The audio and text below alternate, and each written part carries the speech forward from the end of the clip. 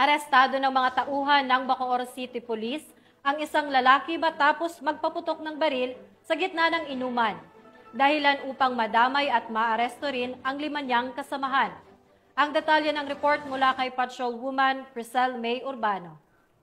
Tao ang naaresto ng mga tauhan ng Bacoor Component City Police Station matapos masangkot sa kaguluhan at iligal na pagpapaputok ng baril sa Barangay Bayanan, Bacoor City, Cavite.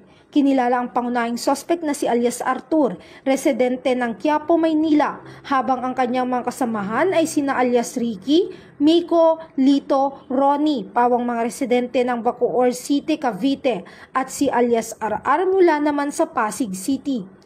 Batay sa paunang investigasyon, ang grupo ay naghiinuman ng magdulot ng labis na ingay at kaguluhan, dahilan upang ireklamo ng mga residente. Sa gitna ng inuman, umani nagpaputok ng baril si alias Arthur gamit ang kanyang hindi lisensyadong caliber 9mm na baril. Agad na rumisponde ang mga operatiba ng Bacoor Police, ngunit nagtangkang tumakas ang suspect. Dahil sa mabilis na aksyon ng mga pulis, nahuli si Arthur at narecover mula sa kanya ang nasabing baril, isang magasin, 11 bala at 2 basyo ng bala.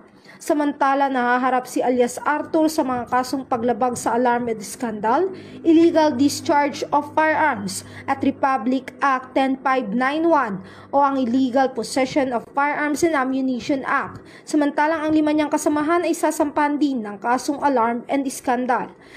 Mula dito sa PRO Calabarzon, ako ang inyong Police News Network Correspondent, Patrolwoman Priscel May Urbano, alagad ng batas, tagataguyod ng balitang pulis.